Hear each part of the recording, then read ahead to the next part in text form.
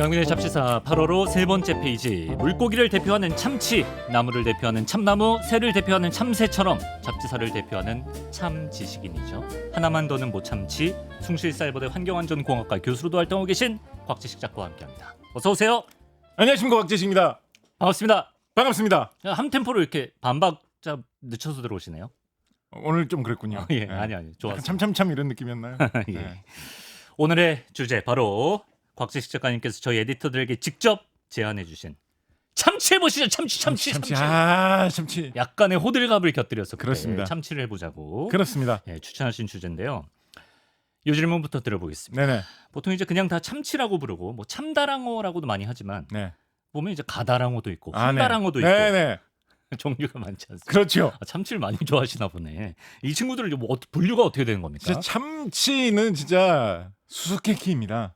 한국어의 거대한 수수께끼 중에 하나입니다. 예. 한국어요? 예. 예. 거대하다고 하면 좀 과장이군요. 물고기요? 예, 한국어의 말? 말에서 예, 이름이 예. 참 수수께끼 같은 이름입니다. 왜? 일단은 기본적으로 참치라는 말이 네. 예전부터 내려오던 그런 말은 아니에요. 어허. 참치는 다 좀 순우리말 같은 느낌이잖아요. 참 아. 진짜 치 뭐 물고기 이럴 때 붙이는 말 아닌가? 어, 그런데 예로부터 뿌리 있게 살펴볼 수 있는 그런 말은 좀 아닌 느낌입니다. 그래요? 예. 일단은 참치라고 하면 참치의 이제 대표로 우리가 흔히 이야기를 하는 게 뭐 참다랑어 방금 말씀해 주신 그런 건데 네. 그런 게 뭐 조기라든가 고등어라든가 뭐 이런 우리가 흔히 볼 수 있는 것만큼 우리나라에 많이 쉽게 보이는 건 일단 아니잖아요. 그러니까 아니죠. 참치하면 흔히 저 멀리 원양에 나와가지고 뭐 태평양에서 잡아오고 그렇죠. 이런 걸 많이 떠올리잖아요. 네, 그죠? 네. 그래서 조금 낯설 법도 하거니와 네. 옛 기록을 봐도 참치에 관한 그런 게 없거든요. 어허. 그래서 참치라는 말이 언제 생겼냐부터도 네. 사실은 이거를 파보면 할 말이 정말 많습니다. 그래요? 여러분 인터넷에 네. 검색해 보시면 진짜 별의 별 이야기가 다 있어요. 아니 이렇게 궁금증을 자아내놓고 인터넷 검색하라고 하시는 건가요 지금? 그러니까 이게 왜냐면 예. 진짜 막 참치가 아니에요 이렇게 뭐 쉽게 얘기하실 수 있는데 그게 대부분 좀 파보면 아닌 경우가 아니요? 많아요. 참나무 참새랑 뭐 달라? 예를 들어서 많이 알려진 예. 이야기 중에 예, 뭐 어떤 게 예, 있냐면 예, 예. 뭐 참치를 우리가 광복 후에 처음 이렇게 좀 많이 구해가지고 대통령한테 이걸 보냈는데 어? 대통령한테 보내면 이게 뭐냐라고 했는데 마땅히 쉽게 말할 이름이 없어서 참치요 이렇게 했다가 뭐 참치로 굳어졌다라든가 뭐 그런 류의 이야기들이 되게 많이 퍼져 있거든요.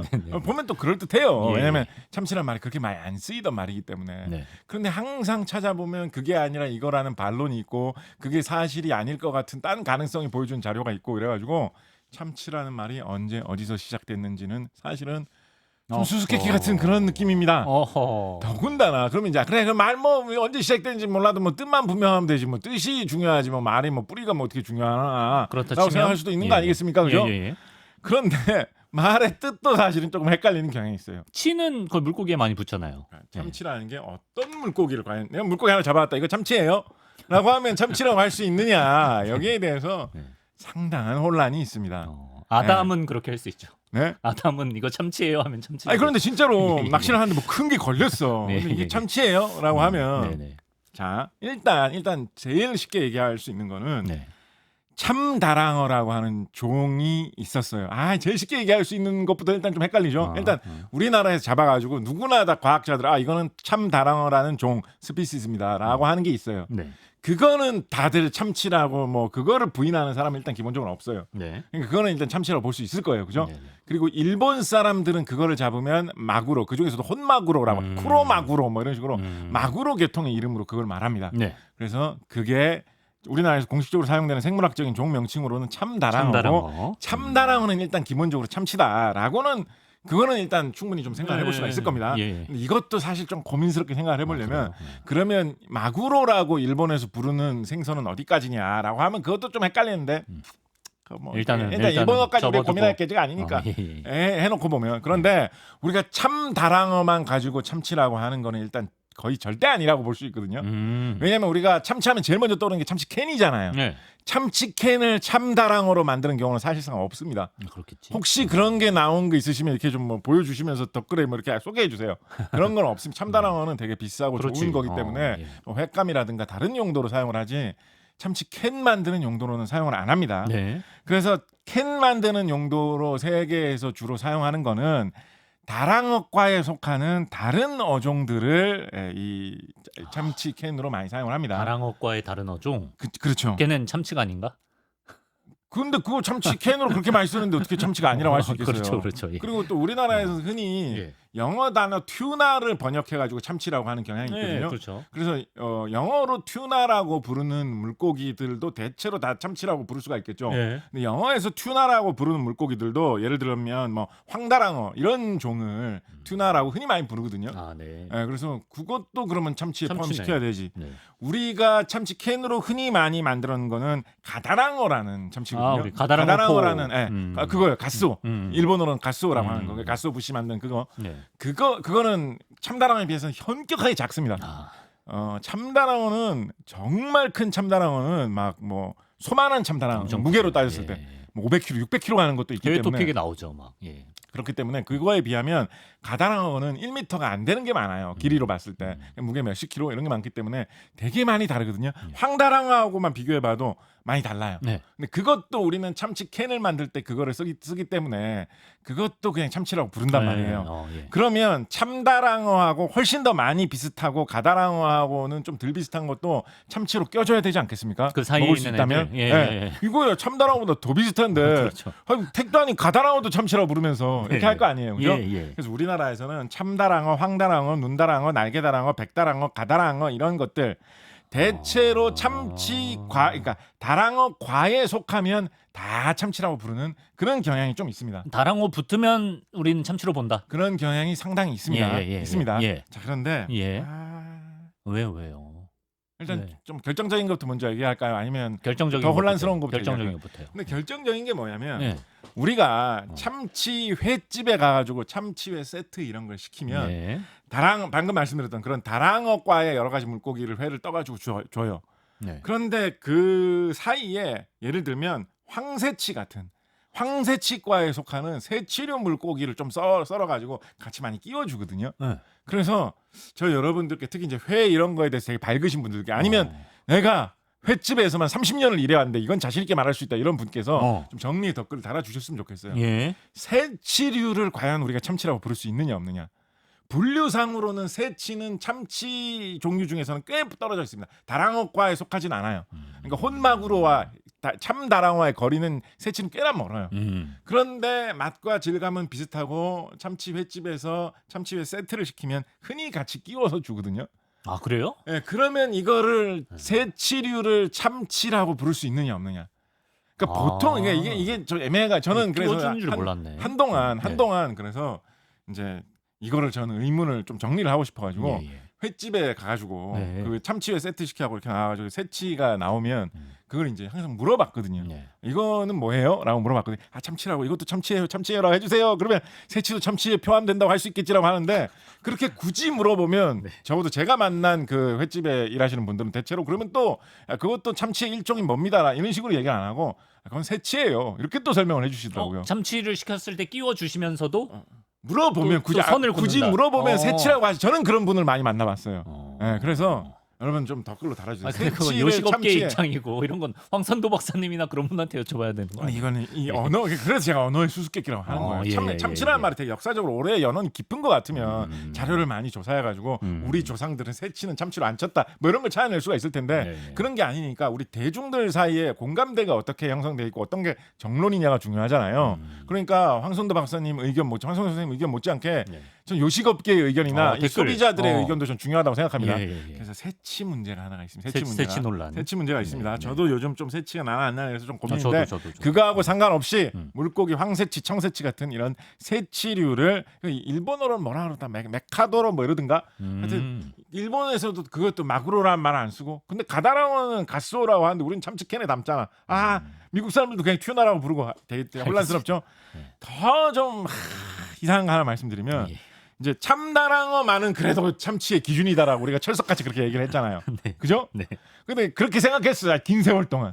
그런데 과학자들이 연구를 해보니까 20세기 후반 돼가지고 참다랑어가 지역에 사는 거에 따라서 다른 종으로 구분하는 게 맞겠다라는 의견이 나오게 됐습니다. 그래서 지금은 참다랑어가 한 종만 있는 게 아니라 우리나라에서도 보이는 태평양에 사는 참다랑어가 있고 태평양 쪽에서도 남쪽에서 일부 발견이 되는 남방 참다랑어라는 종이 따로 있고 예. 그다음에 대서양에 사는 참다랑어는 대서양 참다랑어라는 별도의 종으로 구분하자라는 게 지금은 정론입니다. 아 그래요. 네, 그래서 이 중에서 근데 그냥 뭐 대서양 참다랑어는 그냥 뭐 그러면 다랑어 참다랑어에 좀 못 미치는 걸로 뭐 하면 되지 뭐 이렇게 하고 넘어갈 수도 있잖아요. 하필이면 혼란스럽게 아까 말씀해주신 정말 큰 진짜 대표급 참다랑어 와 대단하다 싶은 그런 거 있죠. 네. 그런 게 하필이면 참다랑어가 아니라 대서양 참다랑어에서 또 많이 나와요. 아 그럼 또 약간 그러니까 그러면 대서양 참다랑어가 또 기준 같은 그런 느낌도 좀 들잖아요. 거물급을 우리가 배척하면 안 되죠. 예. 더군다나 이거 튜나 이거를 참치 뭐 캔 이런 걸로 적극적으로 소비를 최초로 많이 하던 사람들이 미국 사람들이거든요. 그러니까 대서양 쪽을 또 무시할 수도 없잖아요. 근데 또 미국 사람들도 또 태평양에서 사실 조업을 많이 하긴 했거든. 무슨 말씀인지 알겠는데 이걸로 굉장히 스트레스를 받고 계시네요. 혼돈의 예. 카오스다. 아직 아닌 것 같아요. 예, 아직 아끼세요. 하나만 아끼겠습니다. 예, 총알은 제한돼 있습니다. 네네. 예. 하나만 이거 해야 돼. 하나만 안 하면 못 주무실 것 같아요. 하나만 이거 해야 돼요. 하세요. 예. 근데 이제 참치의 어떤 소비의 역사가 우리나라에도 전무했다라고는 할 수는 없는 게 네. 우리나라에 이제 패총 유적들 있잖아요. 패총이 뭡니까? 그 조개 무덤. 그렇죠. 사람들이 소비하고 옛날에 버렸던 그런 조개 껍데기들이 쌓여 있는 유적이 이제 조개 무덤, 패총, 조개 무지 이런 식으로 부르지 않습니까? 네. 부산의 영도 사람들은 뭐 지금도 그렇습니다만 과거에도 뭐 이런 수산물 같은 거 많이 소비하고 잘 잡지 않았겠습니까? 네네. 부산의 영도에 가면 동삼동 패총이라는 우리나라를 대표하는 이런 조개무지 패총 유적이 있습니다. 네. 거기서 이제 조개 껍데기도 많이 쌓여 있지만 거기에 이제 여러 가지 물고기 뼈 같은 거 먹고 버린 것도 많이 쌓여 있거든요. 근데 영도의 동삼도 유적 같은 경우에 신석기 시대, 선사 시대의 유적이라고 보고 있어요. 우리나라의 사람들이 살기 시작한 초기에 역사가 시작되기도 전에 그럴 때의 유적인데 예. 거기서도 다랑어 뼈가 나옵니다. 다랑어 뼈가 나와요. 네, 그러니까 그 신석기 시대에도 사람들이 나름대로 먼 바다에 가가지고 그렇지. 다랑어를 조금이라도 좀 잡아온 거 아니냐. 아니면 하다못해 길 잃고 좀 가까이 다가온 다랑어라도 낚아가지고 좀 먹었던 거 아니냐. 물고기는 뭐 수입해서 먹을 수 없으니까. 그러니까요. 그래서 다랑어란 말도 순우리말이죠. 생각을 해보면 어는 뭐 좀 한자 그게 있습니다만 다랑이라는 게 순우리말로 거의 많이 보고 있거든요. 네. 다랭이 이런 식으로 더 순우리말스럽게 부르는 말도 많이 남아 있습니다. 의미가 있습니까? 그것도 잘 몰라요. 그래요? 다랭이가 뭘까요? 다랭이? 모르겠어요. 그래서 옛날부터 우리나라 사람들도 알고 있기는 있었다. 네. 모르지는 않았다. 진짜 이상한 얘기 하나 말씀드립니다. 예. 경상남도 창원에 가면 창원에 거기에 성산패총이라는 조개무지가 있어요. 예.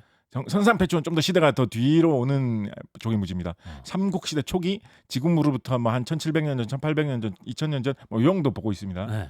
이 조개무지 당연히 조개 많이 있겠죠. 그렇죠. 그리고 이제 이거는 삼국시대 역사가 좀 발전된 후기 때문에 뭐 여러 가지 무슨 뭐 그릇이라든가 이런 것도 좀 나오고 있습니다. 문명의 흔적도 많이 나오고 있어요. 예. 그런데 여기서도 다랑어 뼈도 나왔습니다. 네. 그런데 기가 막힌 게 뭐냐? 이 창원의 성산패총에서 조금만 가면 우리나라에서 역사와 전통을 자랑하는 국내 최대급의 거대한 우리나라를 대표하는 참치캔 공장이 거기 있어요. 너무 신기하지 않습니까? 하루에 수백 톤 물량의 참치를 가공해가지고 하루에 많이 만들 때는 80만 개의 참치캔을 생산한다라고도 하는 참치캔 공장이 유서 깊은 참치 기운에 우리가 참치에 대해서 다랑어에 대해서 별로 모르고 살고 있다가 참치캔을 이렇게 대량으로 소비한 거는 1980년대에 들어온 이후거든요. 그런데 하필이면 그거를 대표하는 공장이 그 머나먼 2000년 전에 삼국시대의 다랑어 소비의 흔적이 있는 유적 근처에 생겼다. 저는 창원시에서 이 지역을 약간 뭐랄까요, 튜나타운 내지는 뭐 어떤 튜나 시티, 참치 혁신, 튜나 캐피탈, 튜나 팰리스 이런 지명을 것으로. 참원으로 바꾸면 어때요? 좀 약간 좀 과감하게. 과감하게. 왜냐면 마산하고 창원하고 통합한다고 약간 그렇기도 했었는데 과감하게 새롭게 이름을 짓자. 참원. 뭐 하여튼 뭐 참원까지는 좀 과도할지 모르겠습니다만 그 지역을 어떤 참치 소비의 어떤 거점으로 발전시켜 보는 것도 나쁘지 않을 거다. 좀 과감하게 한번 주장해 봅니다. 네. 2000년 참치 역사의 본고장. 우리가 거기서 영업을 시작한 참치 캔 생산만 해도 벌써 한 40년 돼가는. 이거 세계적인 규모의. 네. 하나, 마산창원 지내고 딸림 하나만 제발. 딸린 거 하나 이건 처음 보는 기술인데. 딸림 하나만 30초만 할게. 딸림 하나만 앞으로 새끼 손가락으로 해주세요. 딸림 하나만 진짜 해주세요.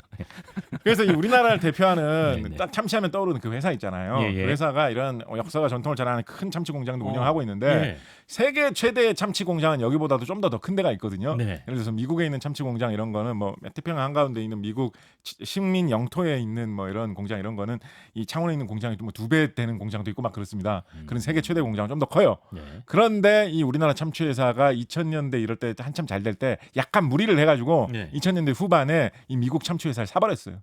미국 참치 회사를. 네, 그래서 미국 지금 참치 시장의 절반 이상을 이 회사가 차지하고 있거든요. 동땡 참치가. 그러니까 동땡 회사의 지금 이제 자회사 계열사죠. 아, 예. 그죠? 네, 그래서 이 회사가 좀 무섭다. 무섭네. 더욱더 이걸 창원을 세계로 뻗어나가는 튜나 캐피탈로 그렇습니다. 예. 이 창원 이 구역을 발전시켜야 되지 않겠느냐 말씀드려봅니다. 마스코트라도 하나 만들어야겠네. 그러니까요. 오늘 질문이 9개 있는데 1번 끝났네요. 약간 참치맨 이런 거 어떻습니까 마스코트로? 죄송합니다. 참치인데 손이 좀 그렇구나. 참치맨 약간 등 까만 등 푸른 생선 느낌. 참치맨 좀 그려주세요. 네. 예. 요새 네. 이제 우리 바다에서 참치를 많이 좀 잡는 모양이에요. 제가 네. 사실은 이게 뉴스에서 봤어요. 제가 이제 우리 제작진분들 잘 알고 계시겠습니다만 제가 항상 주제를 선정할 때 시류를 타는 주제를 선정하려고 거의 되게 뭐 서퍼처럼 탑니다 시류를. 예. 되게 좀 애를 쓰는 편인데요. 네. 요게 요즘 시류라 가지고 요거를 좀 꼭 말씀을 드리고 싶어서 오늘 참치를 끌고 들어온 곳입니다. 참치 중에 뭐 참치에 아까 속한다는 여러 다른 많은 어종이 크게 뭐 무슨 혼란과 문제를 일으키고 있는 건 아니고요. 네. 그 중에서 하나 특히 참치 중에 참치라고 할 수 있는 이 참다랑어 때문에 요즘 고민거리가 생기고 있습니다. 참다랑어가 세계적으로 봤을 때 이게 좀 귀하다는 느낌이 있어요. 일단 크고 비싸게 거래되기도 하고 네. 태평양에 많이 있기는 많이 있는데 네. 이거를 원양에 나가가지고 큰 배들이 마구잡이로 싹쓸이식으로 잡아들이면 씨가 마르지 않겠느냐라는 공포가 좀 있습니다. 예. 그래서 뭐 그것 때문에 이제 여러 가지 이상한 이야기들도 많이 있었는데 일단 우리나라에 생긴 문제부터 먼저 설명하기 위해서 그걸 다 생략하고 말씀을 드리면 그래서 세계 각국이 특히 우리나라 같은 경우에는 중서부 태평양 수산위원회라고 하는 WCPFC라는 그런 조직을 통해서 네. 각 나라마다 참다랑어를 1년에 잡을 수 있는 한계치를 정해놨어요. 어획량을 제한을. 이거 이상은 참다랑어를 잡지 마라라고 정해놨어요. 예. 근데 일본 사람들은 뭐 옛날부터 참다랑어 소비 많이 하고 원래 일본에서는 참다랑어 꽤 잡힙니다 이런 식으로 해가지고 일본에서는 뭐 10,000톤씩 20,000톤씩 이런 식으로 어획량을 받아왔거든요. 나라마다 다르구나. 근데 우리나라는 그거에 한 10분의 1도 안 되는 정도를 받아놨어요. 한 1,200톤 정도. 왜냐면 우리나라에 아까 말씀드렸잖아요. 다랑어 그렇게 뭐 2,000년 전에도 다랑어 드신 분들이 있었는데 크게 막 기록에 섬세하게 안 남아 있을 정도로 가끔밖에 안 보이는 거였다고. 그러다 보니까 그 정도면 충분하다라고 생각을 했어요. 예. 뭐 남해안, 제주도 이런 지역에서 좀 다랑어 좀 많이 있기는 합니다. 요즘에는. 네. 그렇지만 뭐 그거 정도 잡는 거 정도 생각을 했거든요. 네. 동해안에 요즘에 참다랑어 나타나는 게 문제인데 2010년대 초기만 하더라도 2010년대 초기에 한 5년 동안 동해안에서 잡힌 참다랑어를 다 합산을 해봐도 2010년대 초기면 불과 한 10년도 안 된 시기죠. 이 시기에만 해봐 10년 된 시기죠. 10년 좀 넘었죠. 그 시대만 하더라도 동해안에 1년에 잡히는 참치가 그러니까 참다랑어가 뭐 1, 2톤 5년치를 모아봐도 15톤 이랬어요. 네. 그래서 우리나라 중에서도 동해안에는 별 배정을 안 하고 동해안에 뭐 좀 뭐 참다랑어 들어와도 뭐 1,200톤 안에서 뭐 충분히 이 정도 생각했거든요. 네. 그런데 작년 금년에는 동해안 한 군데에서 예를 들면 영덕이라든가 뭐 강릉의 주문진이라든가 이런 데 한 군데에서만 하루에 190톤이 잡히기도 합니다. 잠깐만. 5년 동안 15톤이 잡혔었는데 하루에 190톤? 5년 동안 동해안 전체에서 15톤이 잡혔었는데 지금은 동해안에 있는 한 군데에 한 번에 훅 밀려오면 190톤이 밀려옵니다. 다랑어 밭이네요. 그래서 참다랑어가 완전 이상하게 길을 터버렸어요 여기에. 와. 지금 그래서 이게 대혼란이. 그럼 우리가 받은 발생했습니다. 쿼터를 넘는 겁니까? 이제 넘겠죠 이런 식이면. 넘어요. 금방 그리고 일단 이거를 도별로 해안별로 배정을 해가지고 도별로 배정을 하거든요. 네. 그래서 도별 쿼터는 뭐 금방 넘지 않겠냐. 뭐 이런 이야기들이 막 나오고 있습니다. 그래서 지금 사람들이 제일 고민스럽게 생각을 하고 있는 게 뭐냐면 쿼터를 넘어버리면 이분들이 이 조업하러 나가신 이 동해 어민들이 참다랑어 잡을 생각도 안 하신 분들이에요. 동해안에서 뭐 참다랑어를 잡을 생각을 뭐 내가 무슨 뭐 마구로 뜰 줄도 모르는데 참치회 만들 줄도 모르고 거기 유통하는 사람들도 나 모르는데 내가 뭐 동해안에서 어떻게 라고 하면서 딴 물고기를 잡으려고 그물을 넣었는데 이런 게 막 걸려 나오는 거예요. 수백 마리 수천 마리 막 걸려 나오는 거예요. 돈은 더 될 수도 있잖아요. 그래서 들어와가지고 돈 더 되겠다 이러면서 들고 오죠. 네. 쿼터가 넘어버리면 버려야 됩니다. 그러니까. 네. 돈이 안 돼요. 그래서 이거 다 잡을 수도 없네. 이게 그만 근데 아이고 뭐 일부러 잡으려고 잡은 것도 아닌데 그물에 참다랑 달려 들었는데 그 버리는 것도 낭비 아니고 아깝지 않냐고. 그 이렇게 우연찮게 걸린 거는 버리느니 그냥 좀 소비하게 하자라고 하면 네. 그런 선의의 예외를 좀 허용해 주기 시작하면 네. 그때부터는 세계 각국에서 아이고 우리도 잡을 생각이 없었는데 그럴 우리 수 그물에 있죠. 막 걸렸겠네요. 뭐 이렇게 할 수 있잖아요. 막 죽어 있었다 그러고. 그래서 이걸 엄격하게 끊거든요. 음. 그러니까 동해안에 참다랑어가 많이 걸려도 이걸 그냥 갖다 버려서 그림의 떡이네요. 그냥 썩혀버려야 되는 이런 일들이 대거 발생할 가능성이 높은 데다가 이거를 잡아가지고 이렇게 그물 안에 참다랑어만 다 차버리면 원래 조업하려고 했던 걸 그만큼 못 잡았다는 뜻 아니에요. 그렇죠. 예. 그러니까 어민들의 피해가 막심한 거예요. 아. 비싼 참다랑어가 많이 걸렸는데 그냥 팔 수 없고 버려야 되기 때문에 좋은 일이 아니네. 그만큼 헛수고를 한 게 되고 최악의 경우에는 참다랑어가 크단 말이에요. 우리나라에서 지금 이렇게 막 수백 마리씩 잡혀 올라오는 것도 막 140kg짜리, 150kg짜리 막 잡혀 올라옵니다.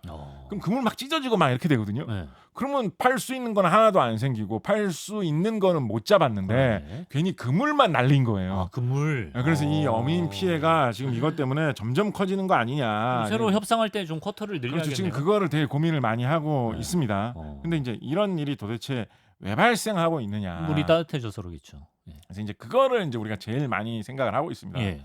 그래서 우리가 제일 많이 생각을 하고 있습니다. 그래서 아무래도 참치가 열대, 아열대 이럴 때 좀 많이 살던 거니까 물이 따뜻해지면서 올라온 게 아닌가 뭐 이런 생각도 좀 많이 하고 있는데 네.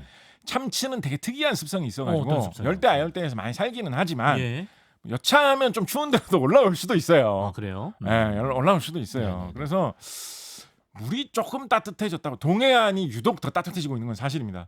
우리나라 바다가 전 세계 평균에 비해서 좀 빠르게 따뜻해지는 편인데 우리나라의 서해안, 남해안하고 비교를 해도 동해안이 2배 정도 지난 50년 동안 더 따뜻해졌다고 하고 있거든요. 예. 그러니까 동해안이 더 따뜻해지고 있는 건 사실이기 때문에 관련이 있을 것 같긴 한데 그하고 참다랑하고 직접 연관이 있을까?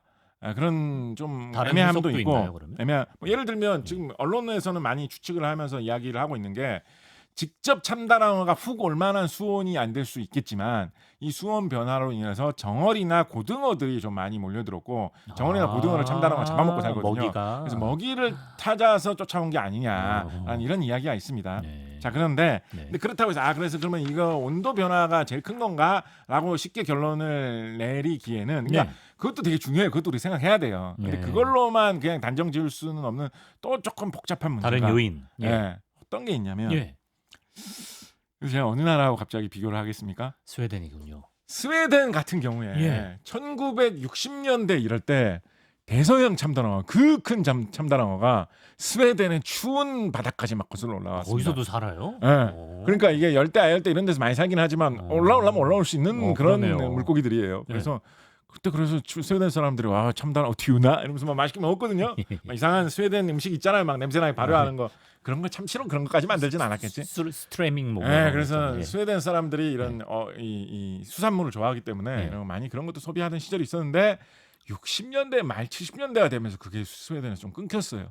안 왔어요. 그래서 스웨덴이 이상하다 이제 안 오지라고 좀 생각을 했죠. 예. 그리고 시대가 계속 지나면서 여러 가지 요인들 때문에 노르웨이는 수산업이 세계적으로 점점 발전을 하는 강국이 되어 가는데 네. 스웨덴은 그에 비해서 좀 약간 수산업이 쇠퇴 노르웨이에 비해서는 그런 느낌이 있거든요. 왜지? 같은 바다 공유하는 거 아니에요? 그렇죠. 그래서 노르웨이 스웨덴과 노르웨이 사람들 사이에 은근한 그런 비교 의식 같은 게 조금 있거든요. 아니 우리 노르웨이 연원 많이 봤는데 스웨덴 연원 못 봤다. 그러니까요. 못 그래서 봤다. 스웨덴이 노르웨이에 비해서 수산업이 이상하게 약해졌어요. 예전에 바이킹 시대를 생각하던 그 스웨덴 전통을 생각하는 사람들 사이에서 얼마나 안타깝겠습니까?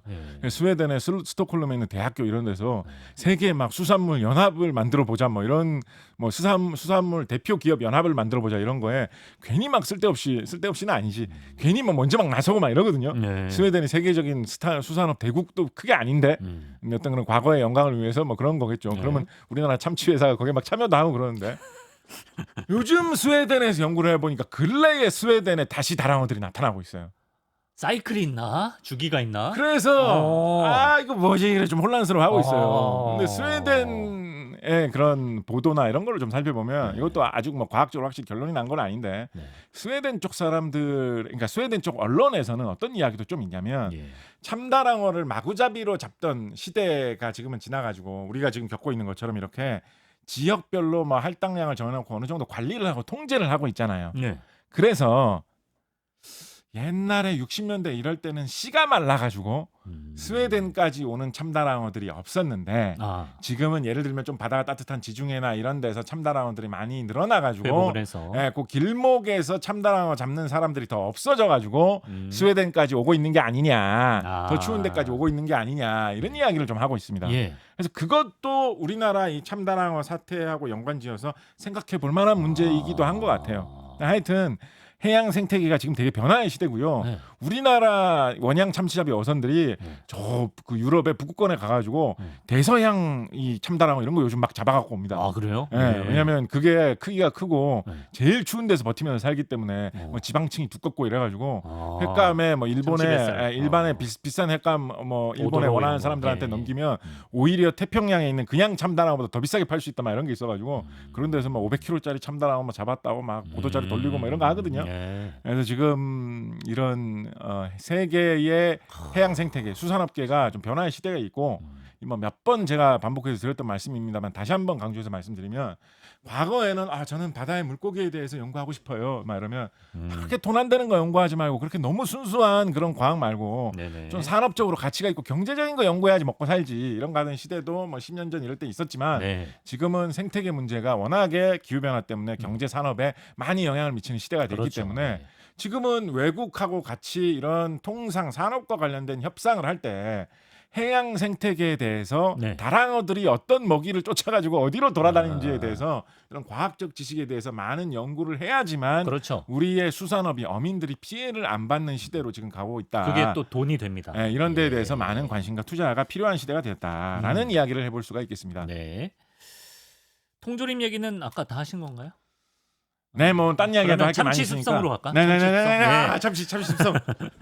생물로서의 참치를 들여다보면 놀라운 점이 한두 가지가 아니라고 네. 합니다. 일단 참치는 수만 킬로미터를 이동하는 원양어류인데요. 그렇습니다. 이 친구들은 바다 이정표도 없고 GPS도 없는데 어떻게 그 먼 길을 안 헷갈리고 잘 찾아갈 수가 있나요? 결론부터 결론부터 한번 말씀드려볼까요? 너무 좋죠. 결론부터 결론부터 말씀드리면 몇 가지 활용하는 게 있을 것 같다라는 거에 대해서 우리가 파악은 해놨지만 아직 이게 주류다. 이게 결정적이다. 이게 참치의 항해법이다. 라고 결론적으로 딱 정해가지고 모든 걸 파헤쳤다고 하기에는 참치의 신비에 대해서 우리가 아는 것이 참 부족하다라고 할 수 예전에 있습니다. 그 장희권 선생님이랑 했나 거북이는 약간 전자기장 이런 걸로 막 길 찾아간다고 했었는데 참치도인가요? 이렇게 멋진 질문을 해주시다니. 제가 너무 스포를 했나? 아니에요. 근데 거북이하고 정말 잘 비유를 해주셨어요. 예. 거북이가 비교적 조사를 하기 쉬운 편에 속합니다. 일단 이런 물고기들이 이런 해양 생물들이 어떻게 왔다 갔다 하는지 길을 어떻게 잡는지 조사를 하려면 네. 그 생물들이 어디로 돌아다니는지를 정확히 알아야 되겠죠. 그죠? 네. 그럼 그거를 추적 관찰을 해야 될 거예요. 네. 그죠? 네. 근데 거북이하고 참치하고 네. 참다랑어하고 이런 추적을 한다는 측면에서 봤을 때 네. 헤엄치는 방법을 헤엄치는 형태를 생각해 봤을 때 가장 큰 차이가 나는 게 뭘까요? 결정적으로 엄청난 차이가 나는 게 뭘까요? 헤엄치는 거요? 헤엄치는 어떤 방법? 형식? 헤엄치는 거북이는 사람처럼 헤엄치잖아요. 맞아요. 맞아요. 아니 이건 누구나 다 아는 거잖아요. 근데 거기에 포함되어 있는 얘기가 뭐냐면 예. 거북이는 폐로 호흡을 하잖아요.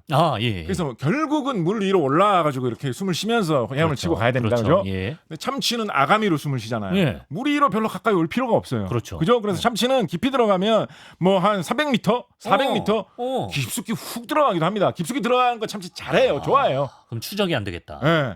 우리가 잠수함 편 할 때 말씀드렸죠. 예. 잠수함의 가장 강력한 장점이 물 안에 들어가면 레이더를 쏘아가지고 찾아내고 이런 걸 하기가 너무 어렵기 때문에 숨기가 좋다라는 거라고 말씀드렸잖아요. 예. 그런데 우리가 지난번에 이거 뭐죠? 세슘 이야기하면서 전파라는 게 빛의 일종이고 레이더라는 게 전파를 이용하는 거다라고 말씀드렸죠. 네. 그죠? 그래서 전파를 이용한 통신은 물에 깊숙이 들어가면 안 됩니다. 네. 그러니까 무슨 뜻이에요?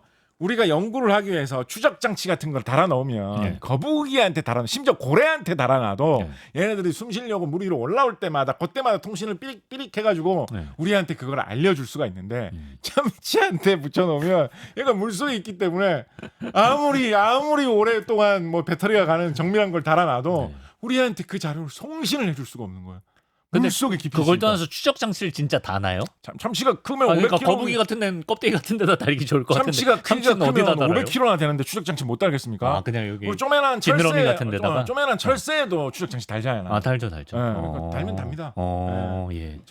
저기 그 얘기도 한번 언제 딴 분이 한번 해주시지 않았나?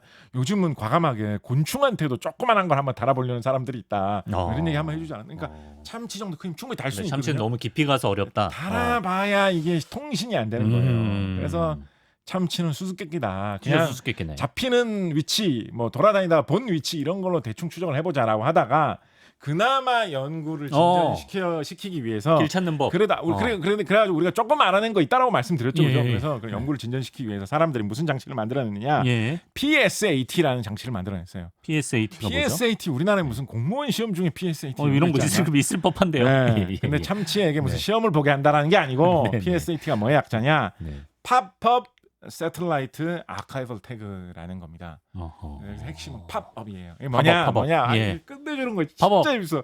진짜 재밌어. 예. 일단 추적 장치를 달아놔요. 평범한 추적 장치를. 네. 예, 그래서 참치에 그걸 붙여놓습니다. 예. 참치가 어디에서 어떻게 헤엄치고 있는지, 수온이 어느 정도 되는 데서 뭐 어떻게 있는지, 그거를 어디로 가고 있는지 최대한 기록을 해가지고 그 내부에다 다 저장을 합니다. 조그마한 전자장치 안에다가. 네. 근데 그래 저장하고 있다, 기록하고 있다, 참치가 일로 가고 있구나. 전자장치가 그렇게 스스로 많이 기억을 하면서 자료를 쭉 쌓아놔가지고 아예 그냥 저장장치 용량이 거의 다 될 때까지 계속 채워 나가겠지만 이걸 사람에게 알려주지를 못하죠. 그렇죠. 100m, 200m, 깊을 때는 400m 이런데 참치가 계속 숨어 있으니까. 네. 근데 그러다가 예를 들면 정해놓은 용량, 네. 정해놓은 시간이 지나면, 예를 들어서 1년 동안 이 참치를 추적했다라고 하면 그 1년이 되는 순간 전자장치의 마지막 기능이 작동을 하면서 팝업합니다. 어떻게 팝업? 떨어져 나와가지고 물 위로 떠오릅니다. 이거 끝내주지 않나요? 그래서 태평양 한가운데서 대서양 한가운데서 조그만한 참치에 붙어있던 추적 장치가 물 위로 떠올라요. 예를 들어 뭐 고리 같은 게 풀린다든지. 그래서 물 위로 떠오르면 그 물 위로 나와서 얼마나 오랜만에 빛을 보는 거겠어요. 근데 참치가 그거 먹어. 이거 그럼 안 돼.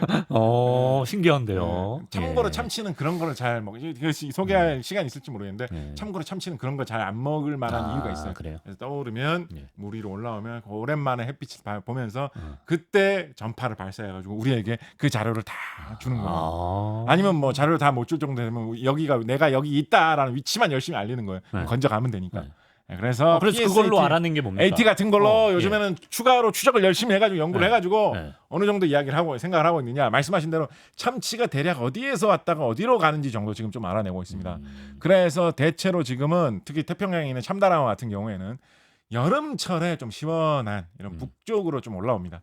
예를 들면 우리나라 근처, 일본 근처, 혹은 더더욱 북쪽까지 이런 쪽까지도 쓱 올라옵니다. 예. 그러다 가을철 되면 바닷물 너무 차갑다 싶으면 다시 자기들의 주 서식지인 아열대 열대 지방으로 남태평양 쪽으로 쓱 다시 내려갑니다. 예. 그래서 대충 한국 사람들이 동남아시아 어디 여행 가는 그 정도의 거리를 참치는 그냥 매년 왔다 갔다 하면서 이거 뭐 해외여행 좋아하시는 이런 분들이 들으시면 되게 좀 부러울 만한 그런 동물이죠. 그렇죠. 참치는 그렇게 하면서 살아갑니다. 그리고 방향을 잡을 때 역시 이번에도 자기장 이야기를 좀 많이 하는 편입니다. 자기장? 참치의 코 쪽에 산화철이라든가 이런 식으로 좀 이렇게 자석에 붙을 만한, 자석하고 반응을 일으킬 만한 그런 성분이 좀 모여 있대요. 신기하다. 근데 뭐 생각해 보면 사람의 피에도 철분이 많이 있으니까 그런 게 어느 한쪽에만 모여 있다는 그렇죠. 거잖아요. 그런 게 어느 한쪽에만 잘 모여 있으면 뭐 이렇게 생길 수도 있겠죠, 그죠? 그럼 거기에 내가 남북으로 이렇게 서 있느냐, 동서로 서 있느냐에 따라서 지구가 거대한 하나의 자석 같은 그런 역할을 할 수가 있기 때문에 지구에 자기장이 있어가지고 뭐로라도 생기는 거고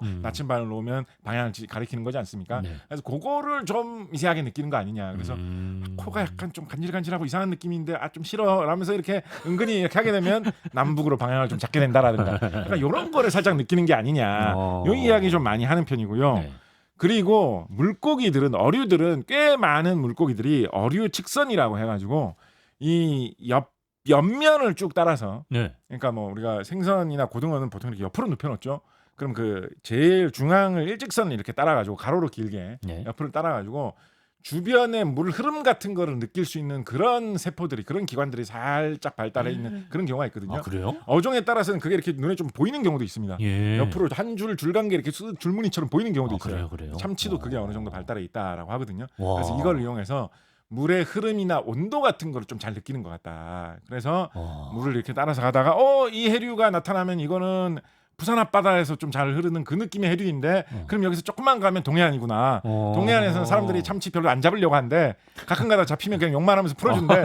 뭐 이렇게 하면 이쪽으로 더 잘 그렇게까지 생각하고 오는 거 아니지만 그러니까 그런 거를 그렇게 물의 흐름으로 물의 온도나 흐름으로 감지할 수 있을 만한 능력도 있다라는 거죠. 야, 신기하네. 또 하나 참치가 방향 잡을 때 쓴다라고 근래의 연구에서 좀 나온 게 뭐냐면 꼬리 아닌가?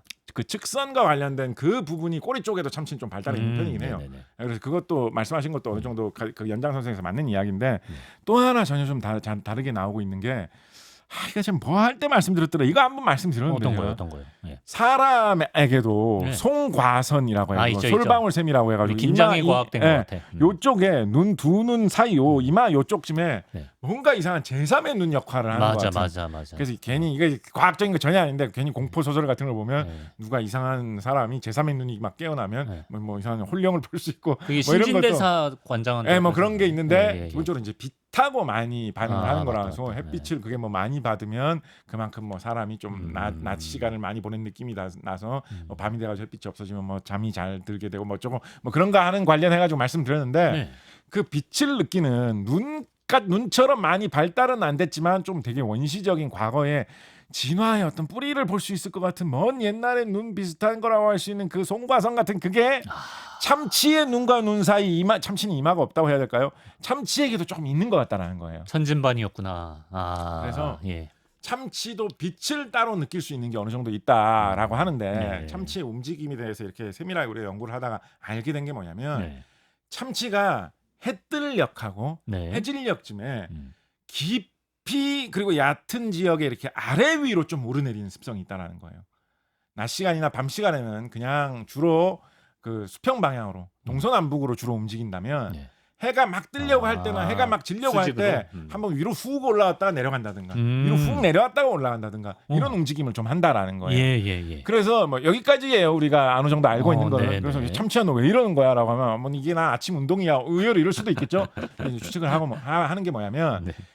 해가 뜰 때, 해 질 때 요 시간대는 해가 동쪽에서 빛이 들어오고 서쪽에서 빛이 들어오고 요거를 딱 느낄 수 있는 시간대잖아요. 네네. 그래서 햇빛이 닿지 않는 깊은 데 들어왔다가 햇빛이 있는 쪽으로 싹 올라오면서 어느 방향에서 빛이 들어오나 보자. 어느 방향에서 빛이 들어오자. 어느 방향에서 빛이 들어오자 할 때 아침이면 이쪽이 동쪽인가? 그리고 저녁에는 그 비슷한 걸 하면서 이쪽이 서쪽인가? 그거를 감지하는 데 도움을 받으려고 제3의 눈으로 이렇게 하는 게 아니냐라는 그런 논문도 요즘은 좀 나오고 있거든요. 예. 그래서 그런저런 햇빛을 느끼는 거, 물의 흐름을 느끼는 거, 자기장에 느끼는 거 이런 거를 이용을 신기하네. 해가지고 네. 수만 킬로를 돌아다니는 이런 행동을 하지 않겠느냐라고 짐작을 하고 있죠. 근데 갈로아 작가도 그 제3의 눈 가진 도마뱀 소개해 준 예. 그 친구도 뭐 그런 걸 했어요? 도마뱀이 그런 게 네. 크게 발달돼 있는 것들이 좀 있죠. 아니 그러니까 뭐 예. 해질녘에 뭐 이렇게 비슷하게 그런 거 관찰된다면 진짜 멋있을 텐데 그죠? 그러게요. 예. 예. 궁금해집니다. 이제 슬슬 마칠 시간. 벌써요. 습성 중에 이거 어떡해 소개해주고 어떡해 세상에. 소개해주고 싶으신 거. 예. 뭐 순서대로 갈까요? 뭐라고요 세상에? 벌써 맞춘다고요? 저 근데 7번 질문이 좀 궁금하긴 했는데. 아니 벌써 맞춘다고요? 아직 조금 있는데 네. 네, 중자 정도로 하나 하시면 될 것 같아요. 알겠어요. 그럼 일단 네. 7번 질문 궁금하다고 하셨으니까 네. 7번 질문을 말씀드리고 네, 그냥 하나만 좀 더 말씀드리도록 하겠습니다. 그러시죠. 네. 7번 질문이 뭐냐면 네. 이제 참치 무리를 보면 정말 수백 수천 마리가 타닥타닥 붙어서 막 한 몸처럼 때를 지어서 이동을 하는데, 근데 쟤는 저러다 자기들끼리 안 부딪힙니까? 좀 그게 그렇죠. 신기하던데요. 근데 이제 참치 말고도 그런 식으로 무리지어서 떼지어서 움직이는 물고기들이 워낙에 많잖아요. 네. 고등어도 그렇고 멸치도 그렇고 그죠? 네. 근데 이 참치는 덩치가 워낙에 크고 좀 이따가 말씀드리겠습니다만 속력이 엄청나게 빠르기 때문에 네. 더욱더 이 문제가 심각한 편이라고 볼 수가 있겠습니다. 그렇게 떼져서 움직이다가 그렇지. 부딪히는 그 네. 현상이 네. 더군다나 그냥 모여 있으면서 가만히 있기만 하면 몇 미터 이상으로 오지 말자 이러고 그냥 가만히 있으면 되는데 네. 참치는 수천 수만 킬로를 계속 이동해야 되잖아요. 예. 그러니까 그 무리가 그냥 아무렇게나 가면 안 되고 네. 또 어느 정도의 방향을 찾아가지고 노선을 따라서 움직여야 된단 말이에요. 전에 물고기 시간에 걔네 잘 때도 움직인다고 막 그랬어요. 그렇죠. 예, 네, 그렇죠. 예, 예. 그러다 보니까 이게 뭐 어. 참치들이 뭐 지휘자 참치가 있어가지고 네. 우리가 이동 계획이 나왔다. 네. 이 차선을 따라서 우리가 뭐 무슨 태평양 고속도로를 타고 네. 저쪽으로 갔다가 저쪽으로 오고 하루에 얼마큼씩 움직여야 된다. 다들 알았지? 일제히 가자. 이렇게 하면 모를까. 그런 것들을 할 수도 없을 텐데 그러니까요. 예. 어떻게 그렇게 단순히 무리 짓는 것만이 문제가 아니라 네. 이 큰 녀석들이 무리를 지어서 어떻게 방향과 거리와 경로까지 맞춰가면서 돌아다닐까. 그 호흡을 어떻게 맞추죠? 너무나 신비롭잖아요. 예, 그죠? 예, 예. 그래서 여기에 대해서 아닌 게 아니라 좀 연구를 열심히 한 과학자들이 좀 있습니다. 80년대, 90년대에도 이거를 되게 열심히 한 과학자들이 있고 여러 가지 좀 이렇게 계산을 통해서 수학적으로도 이걸 연구하신 분들이 수학적으로? 많아요. 오. 참치들이 지금 관찰된 모양을 보면 참치들이 약간 실제로 이거 있는 논문입니다. 예, 예. 참치들이 약간 다이아몬드형으로 배열이 돼가지고 움직이는 것 같은데 어. 그냥 일직선으로 이렇게 그 우리가 운동장에서 줄 설 때처럼 예. 그렇게 배열돼가지고 움직이는 거에 비해서 예. 다이아몬드형을 이루면서 움직이면 장점이 뭐가 있을까? 리더가 생기죠. 그런데 뭐 어떤 효율 뭐 이런 거를 막 뭐 계산해보고 이런 뭐 여러 가지로 연구를 하는데 네. 이것도 대략적인 대원칙 정도에 대해서는 좀 어느 정도 나와 있는 게 있는데 상세한 거는 좀 더 이것도 연구할 가치가 있는 내용입니다. 대원칙을 말씀을 드리면 네. 이거는 참치뿐만 아니라 수많은 다른 무리지어서 이렇게 움직이는 어종들에게 물고기들에게 좀 공통적으로 적용될 만한 겁니다. 예. 이것도 제가 보기에는 결정적으로 아직까지 완벽한 결론이 난 건 아닌 것 같아요. 제가 좀 많이 언론에서 보도가 되고 있는 좀 많이 언급되고 있는 논문에 나와 있는 결과 하나를 좀 대표로 말씀드리도록 궁금하군요. 하겠습니다. 예. 복잡한 움직임을 가지고 이 수많은 거대하고 빠르게 움직이는 거를 일일이 다 통제하는 것은 아무리 강력한 리더가 지휘를 한다고 해도 거의 불가능하기 때문에 네. 그런 방식으로 움직인 게 아니라 오늘 개미할 때 기억나시나요? 예. 냄새가 강한 쪽으로 따라가자. 네. 그 하나의 원칙만 가지고도 개미들은 제일 효율적인 길을 찾아가지고 그랬죠. 이동하는 네. 그 개미 군집 최적화 방식이라는 맞아요. 거를 예. 사람에게도 알려줄 정도의 그런 습성이 있다 말씀드렸죠. 예. 물고기 떼 같은 경우에는 세 가지 대원칙을 지키는 게 아니냐라는 이런 이야기들이 좀 언급이 되는 편입니다. 뭡니까 그게? 예. 첫 번째 원칙, 네. 진짜 간단한 원칙입니다. 너무 가까이 있는 것 같으면 부딪히면 안 되니까 떨어지려고 한다. 당연하죠. 당연하죠. 네, 그렇죠. 너무 일단. 가까이. 그러니까 막 앞으로 막 이렇게 가고 싶다가도 음. 저 앞에 딴 물고기가 있어서 부딪힐 것 같으면 그쪽으로는 안 가야지. 차량 간격 유지해. 간격은 유지한다. 예. 앞뒤 양 옆에 최대한 물고기들이 막 와글와글 하고 있으면 부딪히는 방향으로 가면 안 되기 때문에 나는 거기에서는 멀어지는 방향으로 가야 된다. 뭐 당연하죠. 그 원칙으로 일단 움직인다는 거예요. 네. 그리고 두 번째 그런 거리가 어느 정도 확보가 되면 네. 당장 부딪히지 않을 것 같으면 주변의 물살 흐름과 느껴지는 옆 물고기의 움직임을 파악을 해가지고 다른 물고기들하고 가능하면 같은 쪽으로 가려고 한다라는 거예요. 한 가능하면 방향으로 간다. 예, 그게 뭐 절대적으로 무조건 똑같이 가는 건 아닌데 네. 웬만하면 예를 들어서 그렇게 가다가도 앞에 있는 물고기들하고 너무 가까워질 것 같다라고 하면 그 물고기하고 같은 방향으로 움직이는 걸 무시하고 더 멀어지는 방향으로 방향을 틀 수도 있는데 네. 안전거리만 확보되면 일단은 같은 방향으로 가려고 한다는 거예요. 네. 그리고 뭐 예를 들어서 누가 나를 공격해가지고 죽을 것 같아 이러면 피하는데 네. 그런 게 없는 한은 웬만하면 그래도 좀 같은 방향으로 가보자라는 원칙을 유지한다라는 거예요. 네. 생각을 해보면 이게 있으면 전체 물고기들이 이 원칙대로 하면 어느 정도 대형을 유지하죠. 같은 흐름으로 갈 수가 있겠죠. 예, 같은 예. 방향으로 그죠. 그렇죠. 그리고 마지막 원칙이 뭐냐면 이것도 네. 되게 어이없는 원칙인데 마지막 원칙이 뭐냐면 너무 멀리 떨어지면 최대한 근처에 있는 친구를 찾아서 가까워지는 방향으로 이동하려고 한다. 그러니까 좀 당연해 보이는데 요거 네. 세 개만 지키면 그게 된다는 거구나. 그래서 물고기들이 막 예를 들어서 동서로 지금 막 이동을 하고 있는데 내 거리는 지금 너무 먼 것 같아요. 그러면 나도 그 흐름을 따라서 동서로 가려는 게 아니라 일단 무리에 합류를 하려고 가까이 일단 다가간다는 그렇죠. 거예요. 뛰어간다는 네. 거예요. 그래서 이거의 세 가지 원칙을 지키면 네. 부딪히지도 않고 그렇다고 너무 멀어지지도 않고 그리고 이게 아주 막 절대적인 원칙이 아니라 서로 막 위치를 딱딱딱 정해놓은 게 아니잖아요. 네. 그렇기 때문에 어느 정도 선에서는 자기가 각자 그냥 가고 싶은 방향으로 좀 가는 거거든요. 네. 그러니까 자기의 기분에 따라서 난 남북 방향 이쪽 방향인데 난 지금 북쪽으로 가고 싶은데 네. 이런 거를 또 각자 어느 정도는 그걸 갖고 있는 거예요. 네.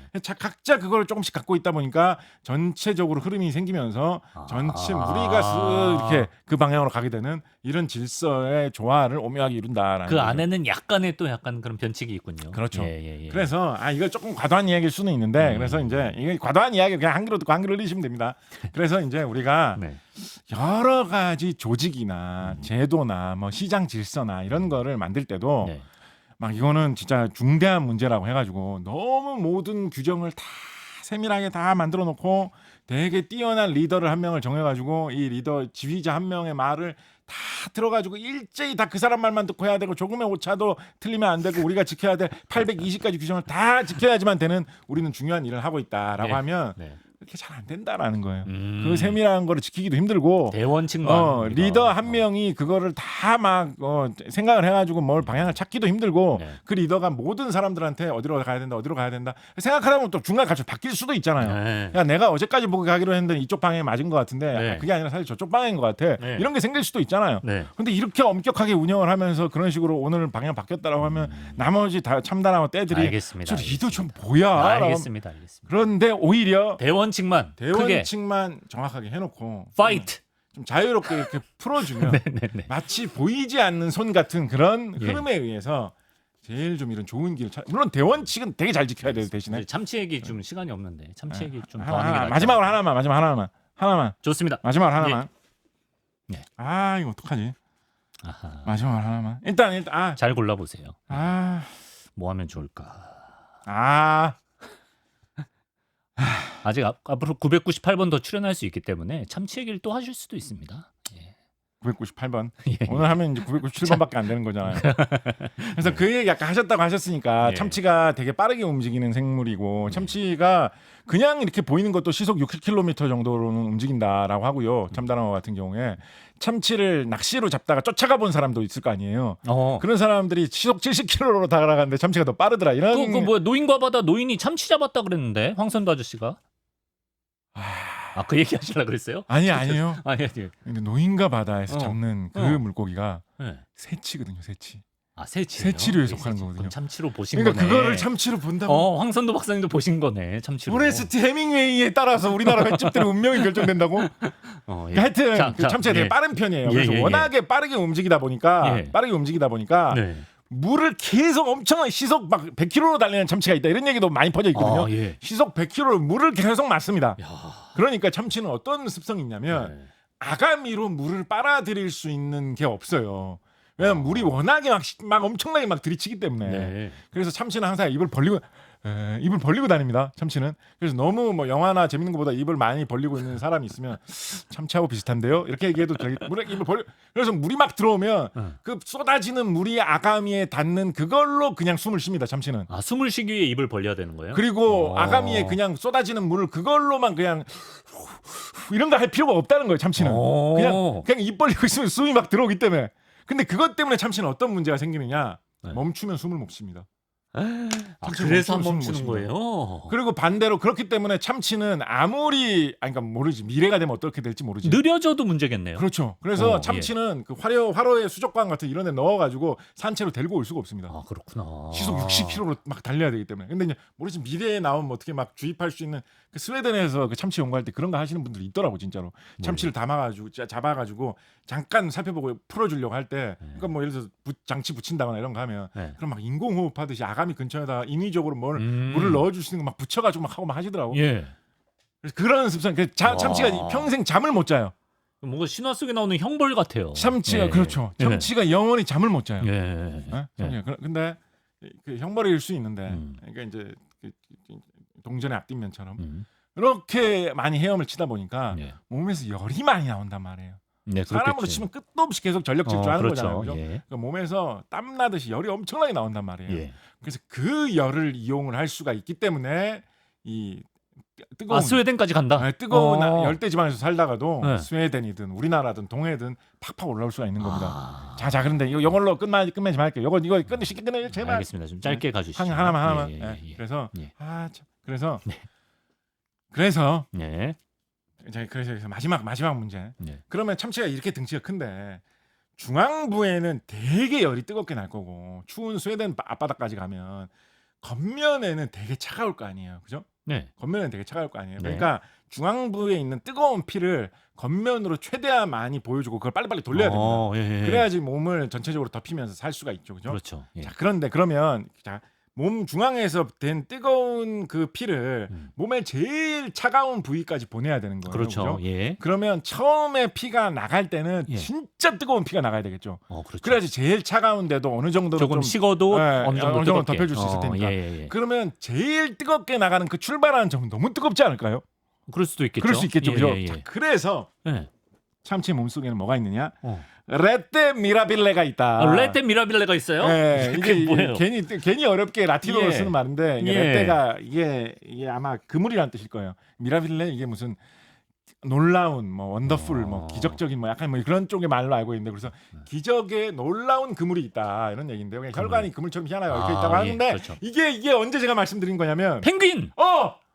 펭귄 발에 있는 그거예요. 펭귄 발에 있는 그거. 그 뭐죠? 그때 절수기? 절탄기. 절탄기. 그때 말씀드린 게 뭐냐면 우리가 보일러 같은 거를 돌릴 때 보일러를 돌리고 나오는 그 연기만 해도 연기가 되게 뜨거운 연기가 나가기 때문에 그냥 밖으로 나가는 뜨거운 연기가 너무 아까워서 네. 그 굴뚝 겉면을 따라서 외부에서 처음에 물을 뽑아오는 그 찬물이 굴뚝 겉면을 따라서 한 바퀴 휘휘 돈 다음에 보일러 안으로 들어가게 만들어 놓는다라고 말씀드렸죠. 그래 그거를 이 보일러 업계, 환경 업계에서는 절탄기라고 부르는데 그렇게 하면 뜨거운 굴뚝 겉면을 이 파이프가 돌면서 들어오는 와중에 차디찬 겨울 날씨에 그 물이 좀 미지근한 채로 물속으로 들어올 수 있고 바깥으로 나오는 연기도 너무 뜨겁지 않게 조금 식는다라는 거죠. 그래서 참치 몸속의 혈관도 제일 뜨거운 피가 나가는 곳하고 제일 피가 식어서 들어오는 곳이 이렇게 교차되면서 이렇게 서로 이 혈관들이 이렇게 한번 엮여가지고 들어오게 됐어요. 그래서 너무 뜨거운 피는 다 돌고 들어오는 제일 식은 피가 겉면에서 한번 워워 하면서 식혀주고 그리고 이 제일 다 온몸을 돌고 나온 차가운 피가 들어올 때 제일 뜨거운 피하고 한번 이렇게 부대끼고 지나가면서 이 차가운 피의 온도도 조금 올라가지고 몸속에서 열을 더해주는데 좀 더 도움이 된다. 펭귄이 눈 위에 서 있어도 발 안 시린 이유와 참치가 스웨덴 갈 수 있는 이유랑 비슷한 게 있네요. 그리고 우리가 보일러의 효율을 높일 때 사람들이 사용하는 기구가 원리가 비슷하다는 거죠. 라는 깨달음을 얻으면서 이 생물 이야기가 재밌습니다. 네? 에디터 하나만 더가 뭐라고요? 질문이 하나 왔어요. 질문이. 뭐라고요? 그래서 회가 빨간 거냐고 물어보는데요. 그것도 있죠. 붉은 생선. 네, 참치가 피가 워낙에 많이 돌고 근육을 많이 이용하고 빨리 움직이는 그런 생선이기 때문에 그러니까 피가 빨리 돌아야 되는 거. 그러니까 산소를 많이 공급을 해줘가지고 그만큼 근육을 많이 움직여줘야 되기 때문에 마이오글로빈 같은 그 산소를 공급해줄 수 있는 물질을 유독 많이 사용하기 때문에 참치는 색깔이 좀 붉긋붉긋하다. 뭐 이런 이야기도 하죠. 그렇군요. 참치의 놀라운 습성까지 곽지식 작가님과 함께 알아봤습니다. 말씀 고맙습니다. 감사합니다.